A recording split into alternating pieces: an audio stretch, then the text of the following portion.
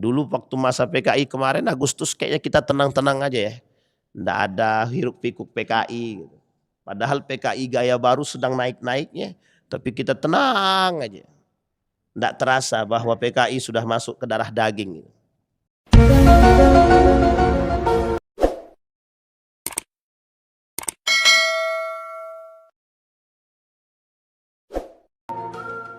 A'udzu billahi minasyaitonir rajim. Bismillahirrahmanirrahim. Assalamualaikum warahmatullahi wabarakatuh. Alhamdulillahi rabbil alamin. Alhamdulillahilladzi an'ama bi ni'matil iman wal islam. Bihima tatimmus salihat. Asyhadu an la ilaha illallah wahdahu la syarika lah. Wa asyhadu anna Muhammadan abduhu wa rasuluh la nabiyya ba'd. Allahumma salli wa sallim wa barik ala hadzal nabiyil karim. Allahumma salli ala Muhammad wa ala ali Muhammad fil alamin innaka Hamidum Majid. Ya ayyuhan nas ittaqu rabbakum alladzi khalaqakum min nafsin wahidah wa khalaqa minha zawjaha wa batha minhuma rijalan katsiran wa nisaa'a wattaqullaha alladzi tasaaluna bihi wal arham innallaha kana 'alaikum raqiba. Puji syukur kehadirat Allah dengan mengucapkan alhamdulillah rabbil alamin, bersalawat kepada Nabi dengan mengucapkan Allahumma salli ala Muhammad wa ala ali Muhammad fil alamin innaka Hamidum Majid. Bapak Ibu sekalian yang berbahagia, mudah-mudahan di subuh hari ini Allah melimpahkan rahmat dan keberkahan kepada kita semua, dan insya Allah kita yang hadir husnul khatimah. Dan Bapak Ibu kita berdoa untuk kedua orang tua kita, baik yang telah mendahului, Allah tempatkan di tempat terbaik di sisinya, Allah terima amal ibadahnya, Allah kumpulkan bersama orang-orang yang saleh. Dan untuk orang tua kita yang masih hidup, Allah sehatkan, Allah kuatkan, Allah anugerahkan anak-anak yang selalu mendoakan, insya Allah husnul khatimah.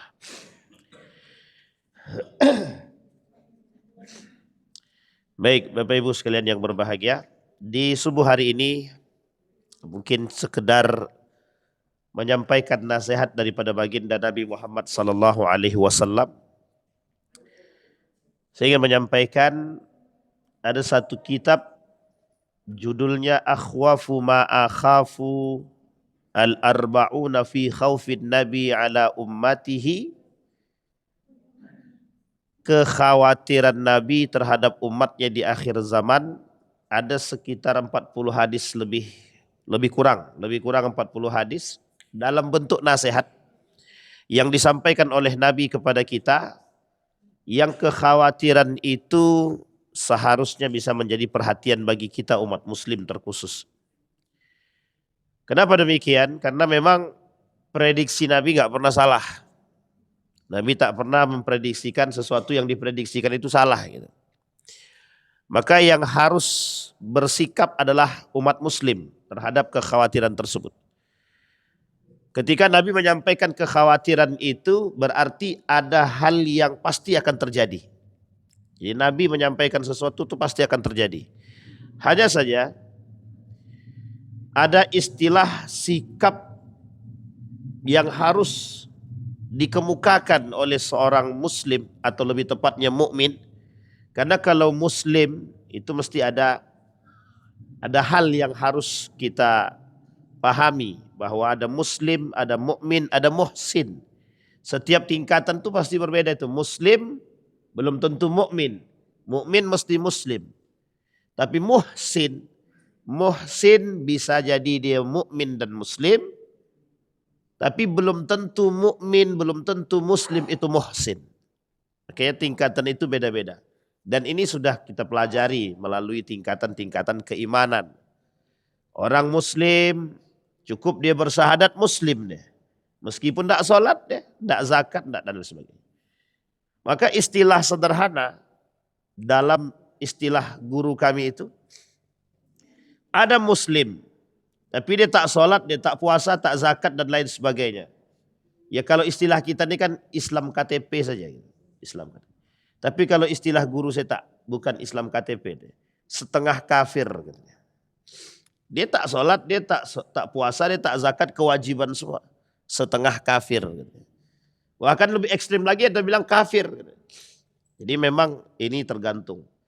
Tapi kalau dalam pandangan para ulama bagaimana? Ya tergantung kepada hadis Nabi, ada beberapa hal.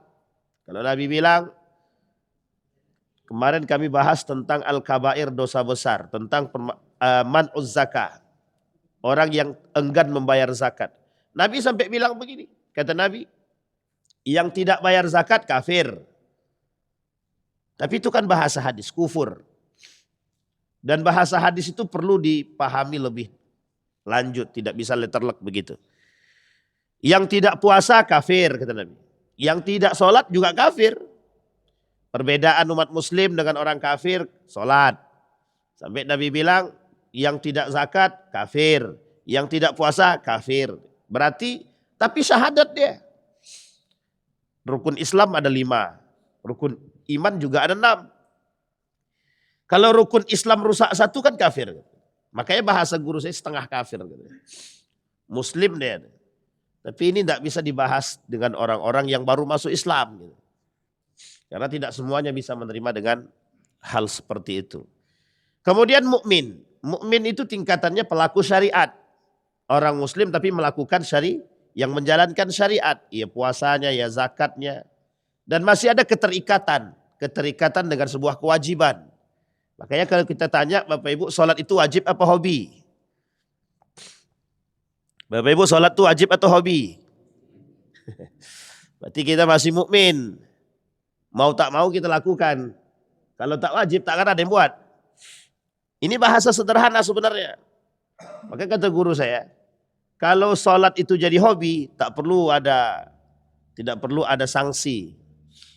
Kalau tak perlu ada sanksi berarti sudah iman yang berbicara. Itu yang disebut dengan iman. Sama istilahnya dengan zakat. Kalau tahu orang zakat itu adalah satu hal yang penting banget gitu. Bisa membawa dia ke tempat yang lebih baik. Maka orang tidak perlu ada sanksi untuk berzakat itu. Istilah kata sedekah. Orang bersedekah itu tahu dia pentingnya sedekah dan baiknya sedekah bagi diri dia. Tak mungkin dia tinggalkan sedekah itu. Makanya orang-orang yang tangannya ringan itu, ringan memberi segala macam. Mereka tahu arti penting daripada sedekah. Makanya bahasa sedekah itu juga tidak sembarangan gitu. Tapi bahasa Allah dalam Al-Quran tidak begitu. Bahasa Allah dalam Al-Quran justru menegaskan pentingnya sedekah, mau wajib ataupun sunnah. Mau wajib ataupun sunnah. Dan tidak ada tingkatan sedekah itu mubah. Tidak ada tingkatan sedekah itu di bawah itu. Kalau tak wajib ya sunnah gitu. Makanya sedekah wajib dan sedekah sunnah.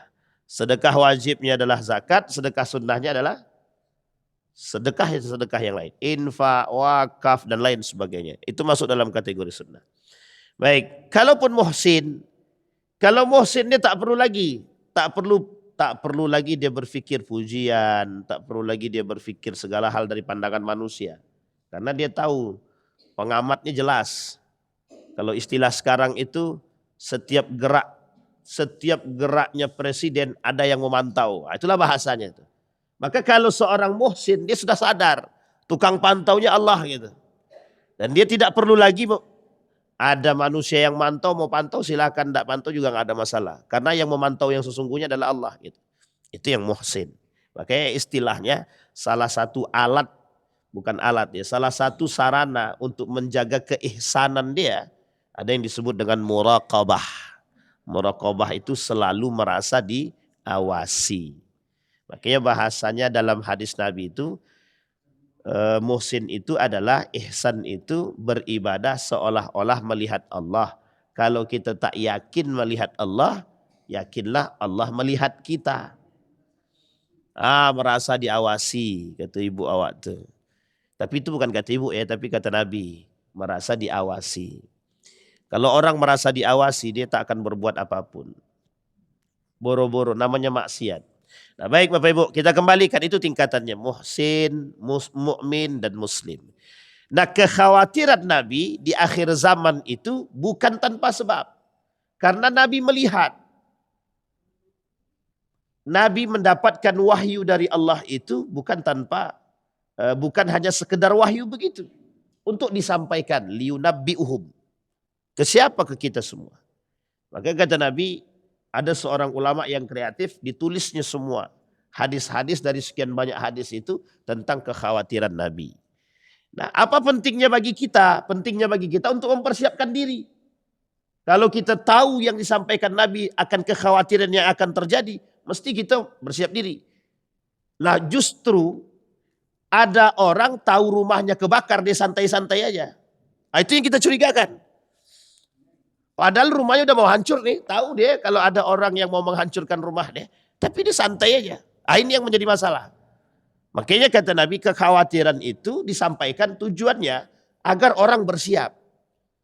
Mengapa kabar hari kiamat itu disampaikan oleh Allah dalam Al-Quran? Meskipun kita tidak tahu kapan waktunya. Tapi Allah sampaikan dengan dua hal saja. Tanda besar, tanda kecil. Kenapa Allah sampaikan tanda besar, tanda kecilnya? Agar bersiap. Untuk menuju ke sesuatu yang lebih pasti. Makanya persiapan penting. Kalau tidak ada persiapan, kita yang bermasalah. Maka ketika manusia mempersiapkan untuk kepentingan dunia, lah kok manusia tidak mempersiapkan kepentingan? Tahu Bapak Ibu apa alasannya kenapa manusia tidak mempersiapkan untuk akhirat? Alasannya sederhana saja. Karena akhirat itu tidak nampak. Surga itu tak nampak, neraka itu tak nampak. Maka ada istilah penulis itu Wawan Gunawan. Salah. Namanya Wawan. Penulis kitab itu Wawan. Tentang Wawan siapa saya lupa. Kata dia begini dalam tulisan itu. Andai kata surga dan neraka itu ada. Katanya. Ini bahasanya, andai kata surga dan neraka itu ada. Ini kalau bahasa ini dipahami spontan, wah ini kacau nih. Memang kacau itu. Sama istilahnya dia tulis begini. Ada tulisan Mustafa itu, ahli teknik tapi jadi sufi gitu. Kata dia, ternyata Adam itu dilahirkan. Tapi di belakangnya tanda tanya. Nah, itu kan kacau tuh. Kalau sempat dihapus tanda tanyanya, ternyata Adam dilahirkan. Sekarang Bapak Ibu percaya Adam dilahirkan atau dibuat gitu? Ini mesti debatable Pak. Yang kayak gini ini tak bisa dibahas itu sebenarnya. Tapi ini cuma sekedar kalimat gitu. Sama istilahnya Tuhan, ntar ya kami sedang zina gitu deh. Itu kan bahasa. Artinya yang ingin kita sampaikan itu orang kalau sudah berpikir demikian ya harusnya seperti itu. Ketika manusia diberikan cobaan oleh Allah, tapi sebelum dia dapat cobaan tapi dia dikasih tahu gitu. Makanya bagi para orang-orang yang sekuler itu neraka tuh tidak pernah ada gitu. Karena neraka tuh tidak pernah ada. Sampai ada seorang penulis itu namanya Artawijaya, dia bilang begini. Kata Artawijaya itu, neraka itu ya di dunia aja gitu. Nggak usah di akhirat. Karena akhirat tuh nggak pernah ada gitu. Itu kan parah itu. Sampai dia bilang, andai kata Aristoteles, Plato itu hidup sezaman dengan Nabi Muhammad, maka yang berhak jadi Nabi itu adalah Aristoteles dan Plato, bukan Nabi Muhammad gitu. Karena yang disampaikannya lebih real, lebih fakta daripada yang disampaikan Nabi. Yang disampaikan Nabi ini kan sesuatu yang khabar muakhar. Artinya sesuatu yang akan datang tapi sudah dikasih tahu dulu gitu. Maka sama dengan istilah tadi. Istilah kekhawatiran Nabi. Kalau kekhawatiran Nabi disampaikan, ini kan sesuatu yang masa depan yang kita nggak tahu gitu. Makanya manusia sekarang ini oleh sekawanan kaum sekuler ditanam dalam otaknya, lo jangan pikirkan yang ke depan, lo pikirkan yang sekarang. Begitu cara berpikirnya. Artinya kita dilarang untuk memikirkan sesuatu yang belum tentu terjadi, tapi kita harus memikirkan apa yang sudah ada di depan mata kita. Dan bahasa ini sederhana. Cuma dipahami orang sekarang begitu. Jadi seolah-olah orang sekarang ini harus memikirkan apa yang ada di hadapan mata aja Ustaz. Yang masalah sana belakangan. Jadi kalau mereka hari ini berbuat maksiat gak apa-apa Ustaz. Yang penting kami makan dulu, masalah dosa belakangan. Gitu. Makanya orang sekarang itu yang penting kami korupsi dulu, masalah masuk penjara, masalah masuk neraka belakangan. Ini gaya berpikirnya sekuler begitu. Gaya berpikirnya sekuler. Karena mereka nggak pernah mau tahu urusan yang ke depan sana. Padahal tidak semua para filsafat para filsuf barat itu berpikir demikian, tidak. Bahkan sebagian daripada ahlul kitab, sebagian daripada kaum-kaum Nasrani yang mempelajari Al-Quran itu mereka paham. Kok sama dengan isi sebagian kitab kami? Kata orang-orang Yahudi, kok sama? Sebagian daripada isi-isi kitab kami hampir sama. Tentang kedatangan Imam Mahdi, hari kiamat dan orang selanjutnya. Itu sama. Bahkan Nasrani memahami bahwa turunnya Nabi Isa alaihissalam. Bahwa Nasrani memahami turunnya Nabi Isa. Yahudi paham bahwa ada namanya gospel dan lain sebagainya. Maka di situ yang kita sebut bahwa sekuler menghilangkan pikiran-pikiran untuk manusia yang akan datang itu seperti apa mereka nggak mau tahu. Yang jelas bagi kami adalah apa yang kita hadapi masa sekarang. Sekilas bahasa itu terlihat benar.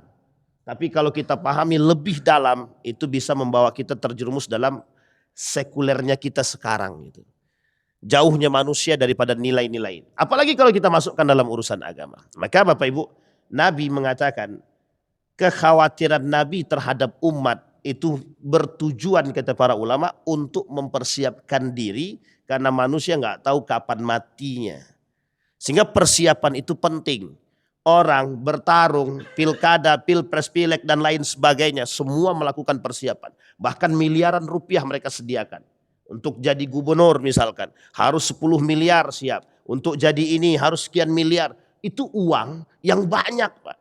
Untuk persiapan jadi seorang gubernur, legislatif, camat, bupati segala macam. Tapi untuk menghadapi beratnya akhirat yang pernah kita pelajari. Bapak Ibu pelajari kan. Tahu kan bagaimana sadisnya akhirat itu. Sadisnya neraka itu. Nikmatnya surga. Itu kan cuma ada dalam bayangan-bayangan orang-orang yang mohon maaf dianggap bayangan. Bagi mereka yang sekuler gitu. Tapi bagi mereka kita yang beriman ini didoktrin mau tidak mau wajib percaya bahwa begitulah keadaannya gitu. Karena doktrin kita begitu. Makanya bahasanya doktrinal. Agama itu paradigma atau doktrin gitu. Maka dua-duanya masuk. Sehingga kata bagi orang-orang sekuler, agama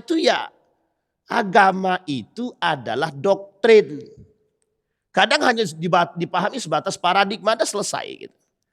Maka Bapak Ibu kita coba untuk uraikan sedikit beberapa hadis kata Nabi agar kita mampu mempersiapkan diri.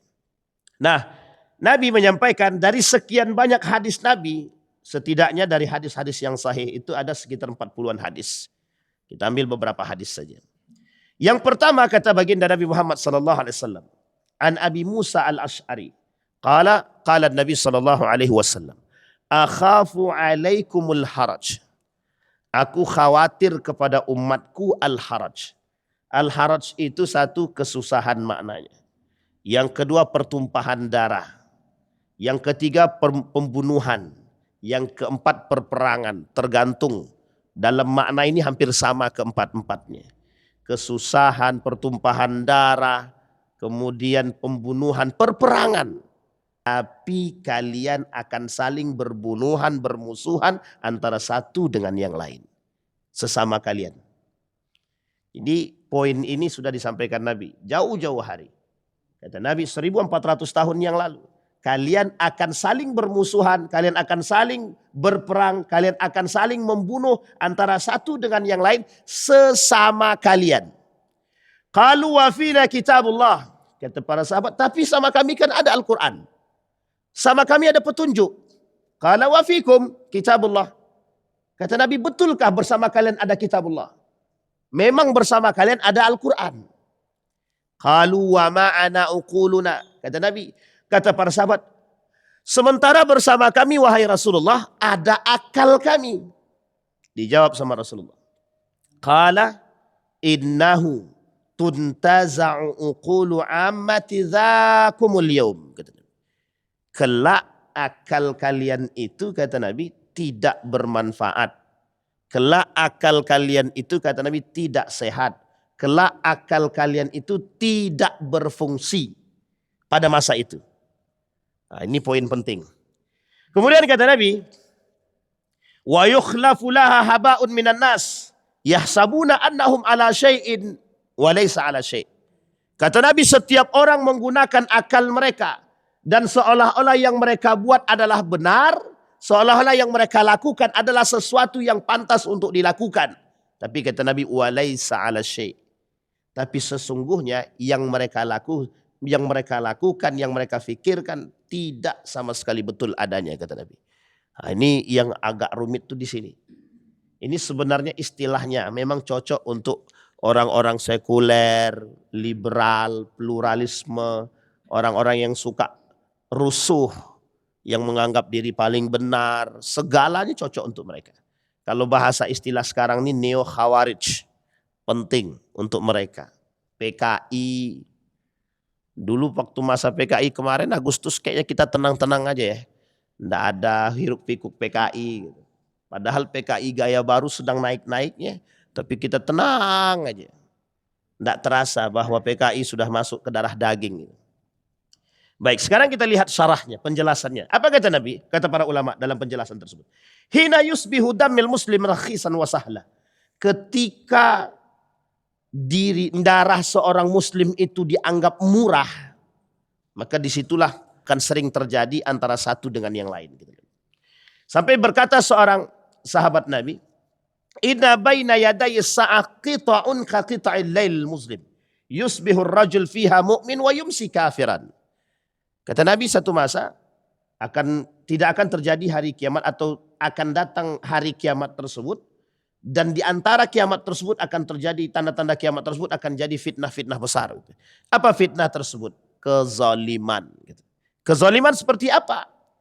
Ya kadang mereka subuh atau pagi mereka beriman, malam mereka kafir.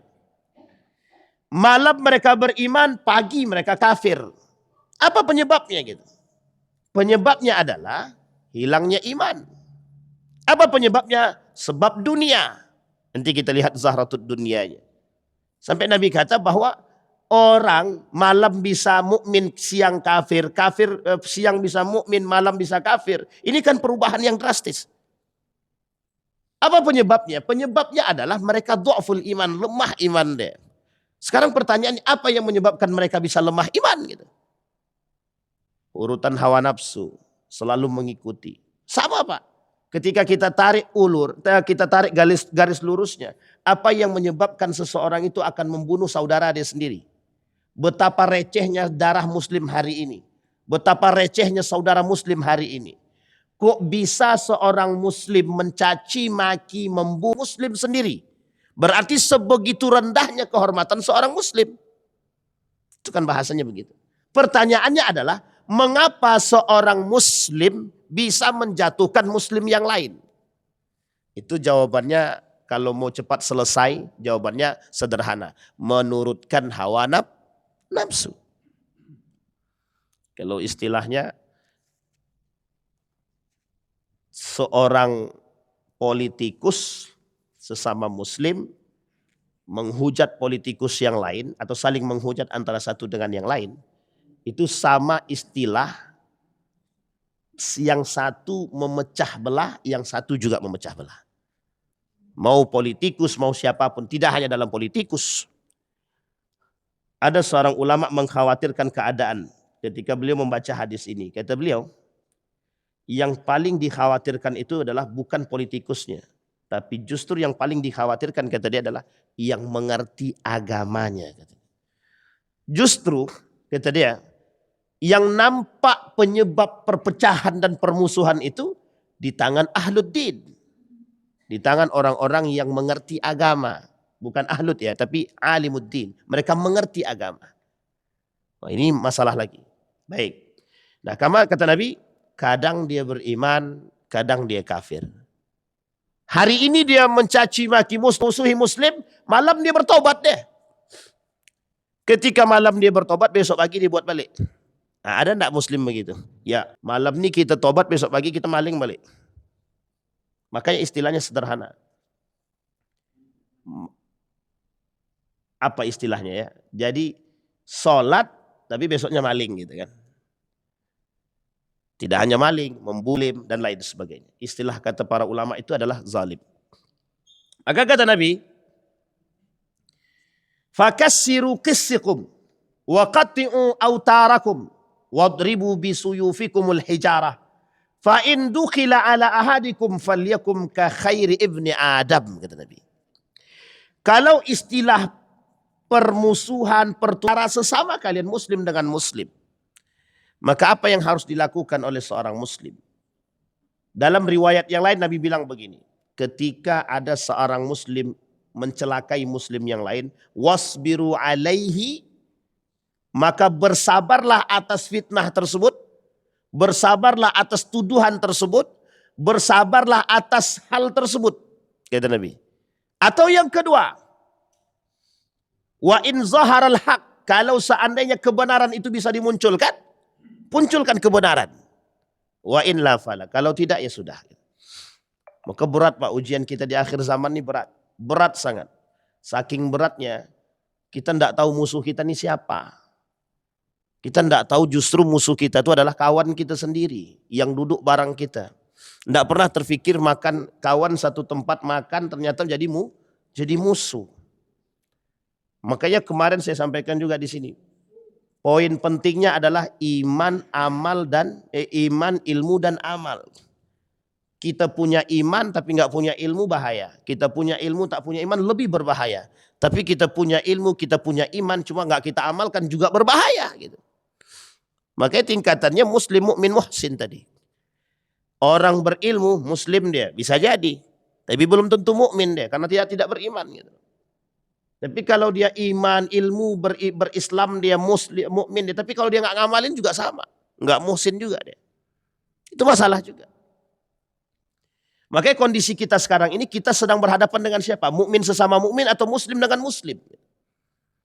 Mukmin dengan muslim. Jadi kita sekarang ini berperang dengan mukmin dengan muslim. Makanya istilah bahasa Allah dalam Al-Quran itu bagus banget. Kata Allah begini, kuntum khaira ummatin ukhrijat linnas ta'muruna bil ma'ruf wa tanhauna 'anil munkar, kata Allah. Coba kita perhatikan ayatnya, Pak. Kuntum khaira ummah. Kalian itu sebaik-baiknya umat. Umat ini satu atau dua? Lebih dari dua. Pertanyaannya siapa umat yang terbaik itu? Khaira ummatin itu siapa?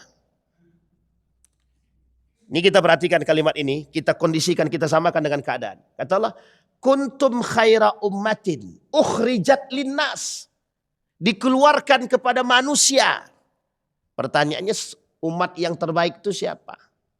Ini kalimat ini ditaruh di depan itu untuk menunjukkan hebatnya makna yang selanjutnya. Kata Allah, yang sebaik-baiknya umat itu ta'muruna bil ma'ruf wa tanhauna 'anil munkar. Dua kata Syekh Mutawalli Sya'rawi. Kata Syekh Mutawalli Sya'rawi, dua ini menjadi syarat umat terbaik. Makanya kata Syekh Mutawalli Sya'rawi, justru prediksi iman dalam ayat ini bagi orang-orang, bagi umat tersebut baru bisa dianggap mukmin dia, beriman dia kalau dia bisa ta'muruna bil ma'ruf wa tanhauna 'anil munkar. Dua syarat ini. Masalahnya khaira ummatin ini itu diberikan atau dilabelkan kepada siapa? Kita kah? Mereka kah? Atau siapakah? Karena kalimat ini ukhrijat linnas. Orang manusia terbaik itu yang bisa mengajak kepada kebaikan, yang bisa mencegah kemungkaran, itu yang akan diturunkan kepada manusia-manusia yang bobrok akhlaknya, manusia-manusia yang rusak semua. Diturunkan orang-orang yang baik, diturunkan orang-orang yang sebaik-baiknya umat. Untuk apa tujuannya itu? Masalahnya di situ. Sekarang pertanyaannya adalah, umat muslim berkelahi dengan muslim, itu di mana khaira ummatinnya? Di mana khaira ummatinnya? Di tengah-tengah. Mukmin yang harusnya menjadi penengah antara satu muslim dengan muslim yang lain. Bisa dipahami Bapak Ibu ya? Ada istilah khaira ummatin, kita ini, kalaupun kita ini dianggap sebaik-baiknya umat, berarti kita mengajak kepada kebaikan, mencegah kemungkaran. Salah satu kemungkaran yang dikhawatirkan Nabi adalah perpecahan antara muslim dengan muslim. Maka khaira ummatin yang tadi, yang kita anggap khaira ummatin, yang mengajak kepada kebaikan, yang mencegah kemungkaran, berada di tengah pertikaian antara muslim dengan muslim, dia menjadi penengah. Ini yang disebut dengan wasata, penengah. Nah, Islam itu ummat wasata. Kita ini umat yang khair, sebaik-baiknya umat yang menjadi penengah. Bukan pencaci, bukan pemaki, bukan pemusuh. Tidak menganggap sesama muslim itu musuh. Tidak menganggap sesama muslim itu lawan. Tidak menganggap sesama muslim itu adu. Ini lawan berperangku, tidak. Justru sesama muslim ini bisa didamaikan oleh siapa? Sebaik-baiknya umat. Siapa mereka? Ta'muruna bil ma'ruf wa tanhauna 'anil. Pertanyaannya, bagaimana bisa kita begitu seperti itu?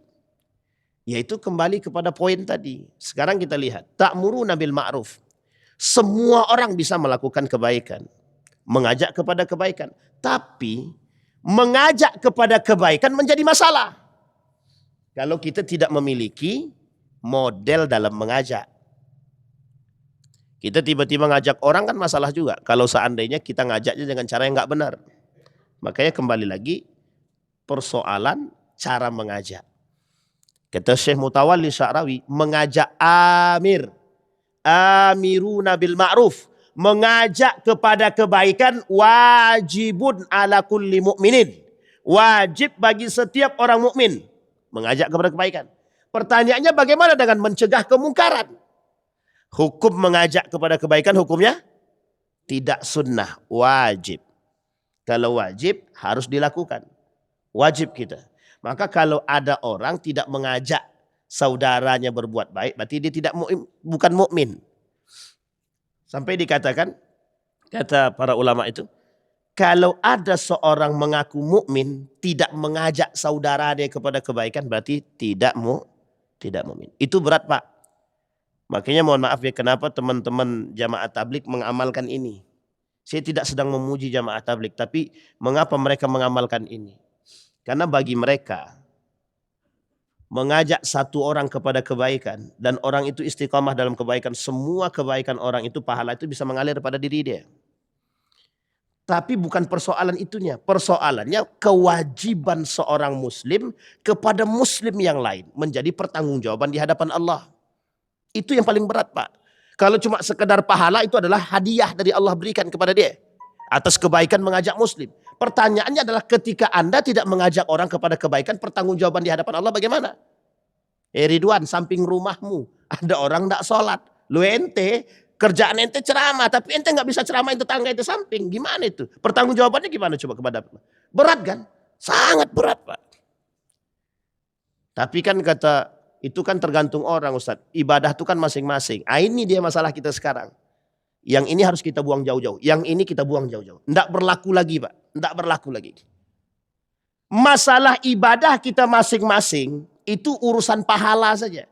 Tapi kewajiban kita mengajak sesama muslim untuk ibadah dan kebaikan, itu hukumnya wajib, pertanggungjawabannya kepada Allah. Itu kata Syekh Mutawalli Sya'rawi, seorang ulama mufti daripada Mesir. Yang kedua, ada yang disebut dengan tanhauna 'anil munkar. Pertanyaannya, pertanyaannya bagaimana kita bisa menaklukkan kemungkaran tersebut? Kata Syekh Mutawalli Sya'rawi, dalam urusan mungkar ini ada dua. Satu, alla ya'malul munkar. Satu, kata Syekh Mutawalli Sya'rawi, menunjuk kepada pemahaman ayat tadi, jangan sampai kita yang melakukan kemungkaran. Yang kedua, dalam makna tanhauna 'anil munkar tadi, yang kedua, nahina 'anil munkar. Yang pertama, kata Syekh Mutawalli Sya'rawi, jangan sampai Anda menjadi pelaku kemungkaran. Mungkin kita bisa meninggalkannya, Pak. Mungkin kita bisa meninggalkan kemungkaran, kemaksiatan untuk pribadi kita. Tapi yang paling berat nomor dua, makna yang kedua yang paling berat. Bisa nggak Anda menjadi orang yang mencegah kemungkaran itu?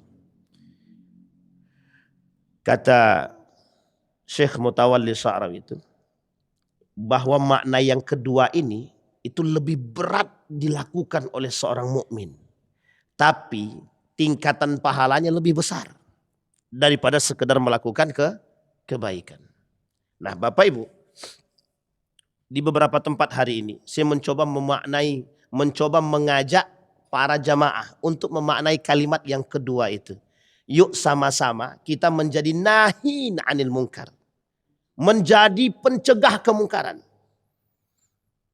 Karena dalam bahasa istilah yang disebut oleh Allah dalam Al-Quran tadi, itu ternyata urusan dakwah itu dalam ayat tadi, itu urusan dakwah bukan urusan ustadz ternyata. Tapi urusan semua umat yang disebut dengan khaira ummatin tadi. Tidak disebutkan di situ oleh Allah, kutiba alal ustad, kutiba alal da'i, an yadwal insan. Tidak. Tapi di situ yang disuruh mengajak umat khaira ummatin. Semua umat Pak. Sebaik-baiknya umat yang bisa ngajak. Tad'una ilal khair. Ada kalimat yang lain. Dalam Al-Quran itu. Kata Allah dalam Al-Quran itu. Kalian umat tad'una ilal khair. Ya'muruna bil ma'ruf wa yanhauna 'anil munkar. Umat mengajak kepada kebaikan. Umat mengajak kepada kebaikan. Poinnya adalah ya'muruna bil ma'ruf, memerintahkan kepada kebaikan. Yang kedua, yanhauna 'anil munkar, meninggalkan perbuatan mungkar. Yang sekarang hilang dari kita menjadi penanggung jawab pencegah kemungkaran. Itu yang hilang dari kita sekarang. Setiap orang di antara kita berpikir bahwa mencegah kemungkaran itu adalah urusannya Majelis Ulama Indonesia. Urusannya ustadz, urusannya pemerintah. Tidak. Tapi ada hal yang harus diurus, ada. Perlunya membangun kesepahaman. Tidak bisa main-main timbruk-timbruk aja kan nggak bisa. Tiba-tiba Bapak Ibu, kalau satu kampung mungkin boleh.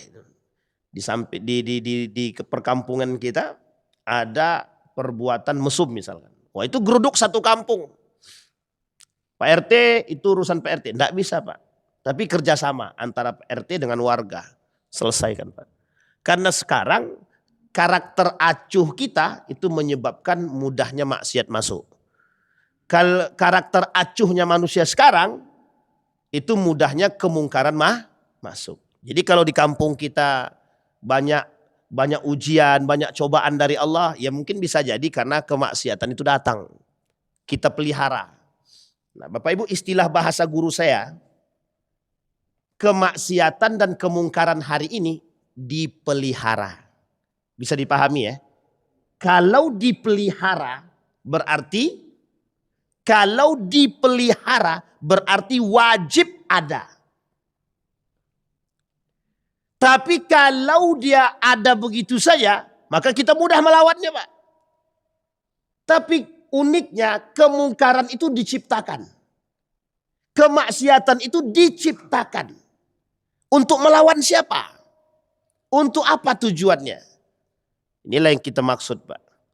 Jadi seolah-olah hari ini kalau kita beberapa hari ini saya sering merenung sendiri Bapak Ibu. Merenung kok kacau betul lah keadaan sekarang. Tapi ini pribadi saya. Apa yang harus saya buat sekarang? Kadang Bapak Ibu, mohon maaf ini curhat sedikit ya. Kadang Bapak Ibu, kita ceramah itu, capek itu terasa. Kok nggak ada yang mau mencegah pelaku minuman keras itu ya gitu. Apa nggak ada asarnya gitu.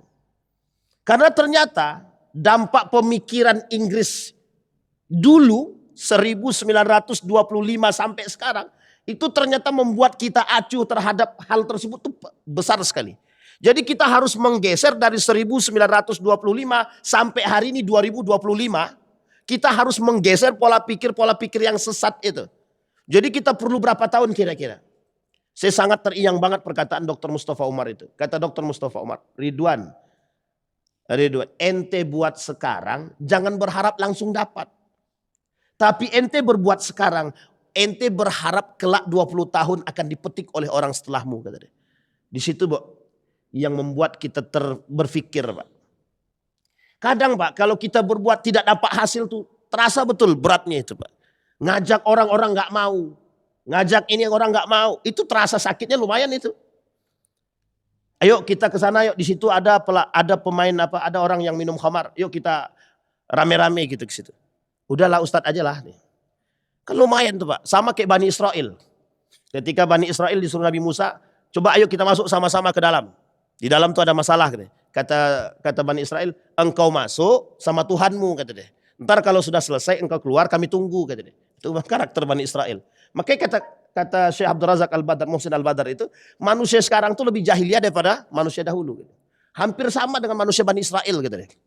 Karakternya itu hampir mirip dengan Bani Israel pada masanya. Membangkang, melawan Tuhan, gitu. Tapi karakter itu nampak, Pak. Dan apa yang dikhawatirkan Nabi tadi terjadi kan? Penyebabnya di situ semua. Jadi saya bilang, wah ini berat memang. Ya memang, tapi kita tidak, kalau kata guru saya, jangan berhenti. Kata Dr. Mustafa Umar, jangan berhenti. Masalahnya, kadang-kadang yang namanya manusia itu Pak, kadang naik, kadang turun kan. Bukan Bapak Ibu saja, semua Pak. Semua. Sampai kemarin ada yang mengatakan begini, Ustadz, apa sih sebenarnya pekerjaan Majelis Ulama Indonesia? Kan sampai kita harus mengkritik mereka kan nggak mungkin. Mereka Majelis Ulama Indonesia, guru.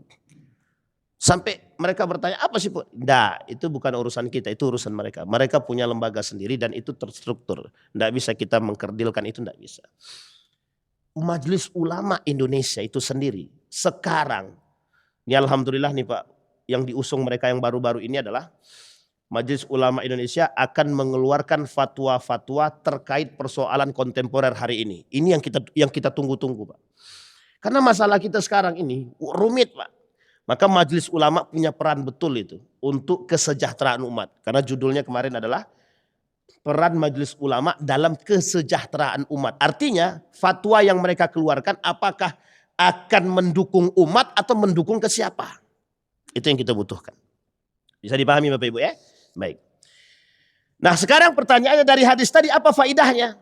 Yang pertama, al-aslu fi dima'il muslim al-usma wa tahrim. Haram hukumnya bagi seorang muslim mencaci, mencela, membunuh sesama muslim. Sibabul muslim fusuk wa qitaluhu kufrun. Mencaci maki umat muslim itu kefasikan, membunuh adalah kekafiran atau kekufuran. Baik. Kemudian kata baginda Nabi Muhammad SAW, umirtu an uqatilan nasa hatta yashhadu. Aku dilarang oleh Allah, aku diperintahkan oleh Allah untuk bertahan. Kalau seandainya ada orang menyerangku kata Rasulullah, maka aku harus menyerang. Tapi kalau dalam serangan itu ternyata mereka bersyahadat kepada Allah, maka haram hukumnya bagi aku untuk membunuh. Itu Umair itu. Artinya Pak, mencaci maki umat muslim ya, mencaci maki muslim, itu kefasikan yang nyata. Lah apalagi kita memodeh. Lah sekarang pembunuhan karakter sesama muslim. Makanya kata Nabi, perpecahan kalian itu di antara kalian bukan dengan mereka gitu. Sempat Nabi sebut dengan hadis yang lain kan, kelemahan kita umat muslim sekarang itu karena dunia gitu. Hubud dunia wa karahatil maut. Cinta dunia dan benci akan kematian, kata Nabi dalam hadis yang lain. Tapi persoalan kita bukan di situ Pak. Persoalan kita di situ. Seberapa tinggi nafsu itu menjadi Tuhan dalam diri kita. Seberapa tinggi nafsu itu menjadi Tuhan dalam diri kita. Mengapa saya sampaikan demikian? Istilah kita sekarang, saudaraku bukan lagi saudaraku, tapi musuhku. Inilah yang ada dalam benak kita sekarang.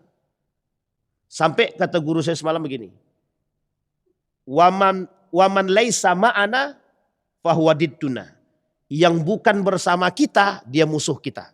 Pak, kalau ada perkataan begini, Muslim mengatakan begini, berarti tandanya dia sedang berada dalam kekufuran yang nyata.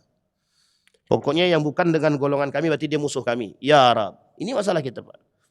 Nah sekarang ada kelompok yang ingin mengajak bersatu. Datang kelompok yang lain mencaci maki. Bersuuzon, dianggap mencari keuntungan di balik hal tersebut. Ini masalah kita. Sehingga kita tidak lagi bisa bersama. Yang kedua, faidah yang kedua. Idza fasal jahlu wa qallal ilmu wa sadan nasu jahiluhum fala tas'al an intisharil bid'ah fid din. Kata Syekh penulis kitab ini, ketika kebodohan nampak, ilmu berkurang, manusia berlomba-lomba dalam kebodohan, kata beliau, fala tas'al an ahlil bid'ah fid din. Tidak usah kalian tanya soal tersebarnya para pelaku bid'ah bid'ah agama. Nah, ini jelas Pak. Ini jelas. Kalau ini jelas. Sekarang ini kan Bapak Ibu tinggal tengok aja TV itu. Tengok aja YouTube, tengok TV. Banyak betul itu bid'ah-bid'ah yang nampak itu. Bid'ah dolalah. Seperti kita lihat itu kan ada orang yang ya pokoknya itulah mengerti agama. Tapi nggak tahu apakah kebetulan mengerti atau tidak. Dia pelukan dengan perempuan tapi dia seorang tokoh agama. Dia seolah tangan dia bisa diciumin semua perempuan. Foto barang dempet begitu. Nah, itu terlepas lah Pak. Dianggap semua tangannya berkah. Cuah berkah kata dia gitu. Saya kalau mau bisa pula tangan saya begitu cuah berkah itu mau juga itu. Na'udzubillah summa. Sekarang Bapak Ibu perhatikan baik-baik. Apa yang dikatakan Syekh Hasyim Al-Asy'ari itu terbukti apa tidak hari ini? Yang dikatakan Syekh Hasyim Al-Asy'ari itu 1926 Nahdlatul Ulama berdiri. Beliau menuliskan buku Risalah Ahlus Sunnah wal Jamaah. Dalam buku yang setipis itu semua kekhawatiran yang dia alami ada di situ semua. Dan ternyata kekhawatiran yang dia tuliskan itu adalah semua persoalan di muka bumi ini dalam buku yang setipis itu. Kira-kira Syekh Hasyim Al-Asy'ari cerdas nggak? Dan semua yang disampaikan beliau, yang dia nukil dari hadis Nabi terjadi semua. Sampai beliau katakan akan terjadi intisarul Islam fi ardi Jawa wa ibtida. Tersebarnya Islam di tanah Jawa dan munculnya pelaku-pelaku bid'ah. Coba bayangkan. Dan sebabnya kan betul. Kata Nabi, sebabnya kata para ulama, sebabnya itu adalah al-jahlu fid din. Bodoh dalam urusan agama.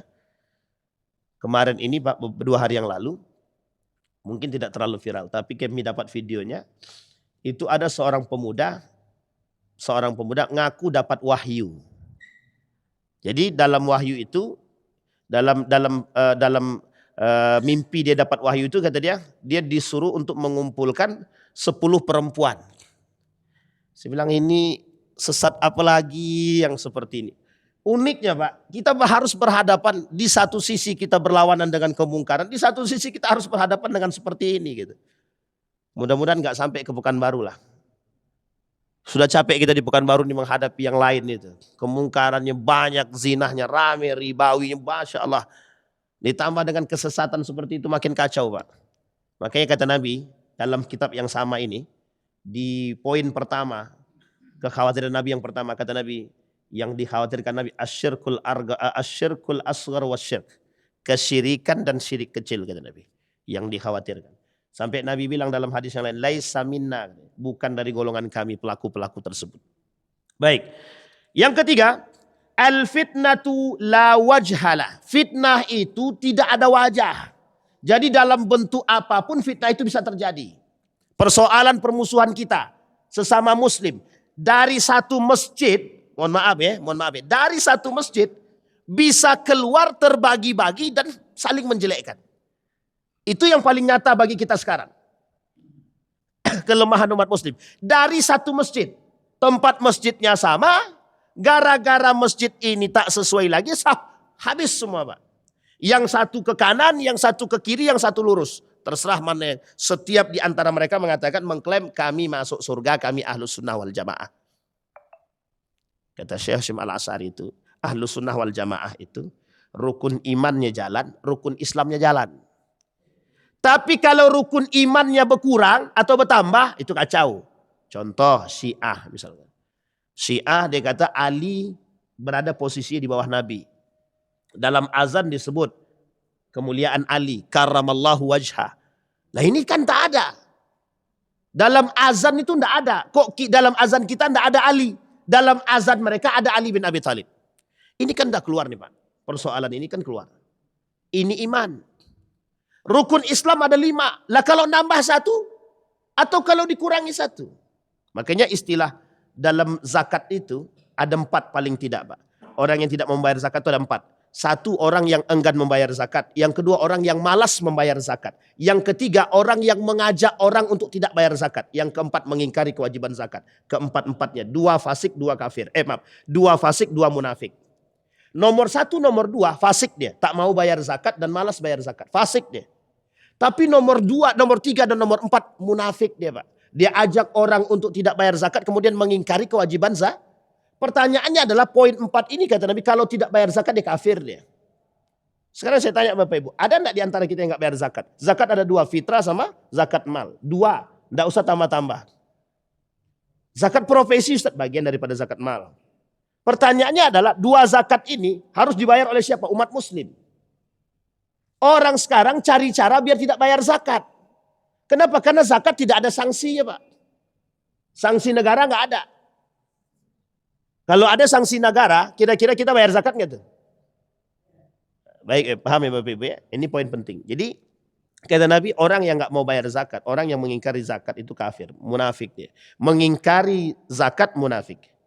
Kewajiban zakat. Makanya kenapa Abu Bakar yang diperangi, salah satu di antara perperangannya dia yang diperangi adalah yang tidak mau bayar. Karena kalau tidak diperangi besok tak akan ada yang mau bayar zakat. Tidak akan ada yang mau bayar zakat. Baik. Nah, kemudian Bapak Ibu, yang keempat faedahnya. Hina tuqaddimul aqlu 'alal wahyi. Ini poin pentingnya Pak, dalam perang pemikiran. Bagi mereka, orang kafir, orang-orang sekuler liberal itu, wahyu itu tidak ada. Yang ada adalah akal. Jadi akal lebih tinggi daripada wahyu.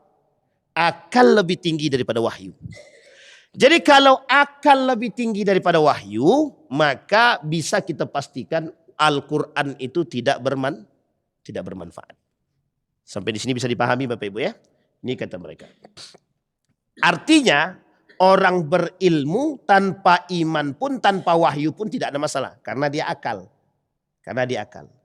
Sekarang yang mengkontrol akal ini ketika bersanding dengan hawa nafsu, itu cuma iman. Lah sekarang bagaimana bisa dikontrol? Orang imannya nggak ada, wahyunya nggak ada, ruhnya nggak ada. Maka tersisalah orang-orang itu yang disebut dengan fusuwul jahal. Tersebarnya orang-orang yang bodoh. Baik, apa kata beliau? Fa inna samrat zalika wala raiba az-zaigh wad dalal. Kalaulah itu tersebar akan lebih tinggi daripada wahyu, maka mudah kesesatan itu tersebar. Baik. Walaqad hafizat tarikh zaighun kullu man qaddamal aql 'alal wahyi wa dalaluhu. Siapapun yang mendahulukan akal di atas wahyu mesti akan menyebarkan kesesatan. Baik, yang kelima terakhir. Al-mazhabiyah wat-ta'ifiyah wat-tiyarat al-fikriyah al-mukhtalifah wal-manatiqiyah wal-qibliyah al-jahiliyah kathiran ma takunu wuqudan litilkal fitan al-musta'arah. Kata beliau, mazhabiyah, mazhab, ta'ifah, kelompok, at-tiyara al-fikriyah al-mukhtalifah, gaya berfikir kaum liberal barat dan kemudian fanatisme segala macam yang tersebar hari ini, kalau tidak dibarengi dengan iman, kalau tidak dibarengi dengan hal tersebut, menjadi fitnah terbesar hari ini. Itu yang dikatakan. Jadi Bapak Ibu, kalau tidak ada iman sebagai kontrol semua orang yang fanatik terhadap golongan, kalau dia punya iman, punya ilmu dia tidak bakal menyakiti orang lain. Misal kita ambil contoh, Muhammadiyah, NU. Ya, NU dan Muhammadiyah. Ini kalau seandainya dua-duanya punya ego yang tinggi, kira-kira jadi nggak? Bersatu nggak nih? Ini saya ceritain Pak. Ketika A.R. Fahrudin itu salah satu pembesar Muhammadiyah, Kibarul Ulama Ibn Muhammadiyah, salah satu ulama besarnya Muhammadiyah. Yang kedua ada Gus Dur Nahdlatul Ulama, Tebu Ireng. Satu ketika A.R. Fahrudin ini jalan ke rumahnya, pergi safari dakwah ke Jawa Timur. Singgah mampir, ini dalam Ramadan ini, mampir di tempatnya Gus Dur. Di pondok pesantrennya Gus Dur. Oleh Gus Dur disuruh jadi imam. Ketika jadi imam tarawih, A.R. Fahrudin ditanya sama Gus Dur. A.R. Fahrudin nanya sama jamaah. Kata A.R. Fahrudin kepada jamaah itu, sholat di sini tarawihnya berapa rakaat? 23. Serentak semua jamaah. Biasanya jam 8 selesai. Kata Gus Dur jam 8 itu udah biasanya selesai itu. Cepat tapi terstruktur dan teratur. Kata Gus Dur kepada A.R. Fahrudin, kawan baik nih. Ketika jadi imam, oleh A.R. Fahrudin pas jadi imam, dibuatnya ayatnya agak panjang sedikit, bacaannya agak santai dan tapi tartil. Pas jam 8 lebih 15 baru dapat 8 rakaat. Jam 20, biasanya jam 20 sudah selesai 23 rakaat, sampai jam 20.15 malam itu baru selesai 8 rakaat. Berdiri Pak A.R. Fahrudin untuk sholat selanjutnya, rakaat selanjutnya. Tapi sebelum melanjutkan sholat dia hadap ke berjamaah. Gimana Bapak Ibu, sekarang sudah jam 20 lebih 15, kita lanjutkan sholat tarawihnya atau kita masuk witir? Serempak jamaah semua bilang witir, kata dia. Apa kata Gus Dur? Setelah selesai sholat, Gus Dur berdiri. Kata Gus Dur begini, kata Gus Dur, ini cerita nyata nih, kata Gus Dur, baru kali ini ada warga Nahdlatul Ulama di Muhammadiyahkan secara massal oleh satu orang Muhammadiyah, kata dia. Artinya bisa tersenyum, Pak. Bisa tersenyum, bisa. Terus yang membuat kita harus berkelahi itu siapa? Bisa dipahami Bapak Ibu ya. Gus Dur dengan A.R. Fahrudin kawan baik. Di dalam pesantrennya bisa tersenyum. Sama Pak. Pertanyaan kita sederhana. Apa pertanyaan? Kok bisa ada orang yang tidak bisa menerima? Makanya bahasa lainnya adalah dalam perang pemikiran itu, di tengah-tengah kita mesti ada benalu, perusak yang tidak suka dengan persatuan ini. Nah, insya Allah ke depan kita sampaikan bagaimana harus menyatukan antara satu dengan yang lain. Mudah-mudahan kita termasuk pelopor pemersatu umat antara kita sesama muslim. Mudah-mudahan kita bisa mendapatkan peradaban Islam yang baik. Amin ya rabbal alamin. A'udzubillahi minasyaitonirrajim. Bismillahirrahmanirrahim. Hamdas syakirina hamdan naimin. Hamda yuwafi ni'amahu wa yukafi'u mazidah ya rabbana lakal hamdu kama yanbaghi li jalali wajhikal karim wa azimi sultanik. Allahumma salli ala Muhammad wa ala ali Muhammad fil alamin innaka Hamidum Majid. Allahumma faqihna fid din wa alimna ta'wil. Allahumma ighfir lana dhunubana wa kaffir 'anna sayyi'atina wa tawaffana ma'al abrar ya aziz ya ghafar ya rabbal alamin. Allahumma ighfir lahum warhamhum wa'afihim wa'fu anhum wa akrim nuzulahum wa wasi' madkhalahum waj'alil jannata mathwahum. Allahumma rzuqna imaman adila ya rabbal alamin. Allahumma a'inna ala dzikrika wa syukrika wa husna ibadatik. Allahumma ansur ikhwanana al-mujahidin fi Palestin wa fi Gaza wa fi kulli makan. Allahumma dammiril yahud. Allahumma dammiril yahud. Allahumma ahlikil kafarata والمبتدعة والمشركين أعداءك أعداء الدين ربنا آتنا في الدنيا حسنة وفي الآخرة حسنة وقنا عذاب النار والحمد لله رب العالمين. السلام عليكم ورحمة الله وبركاته.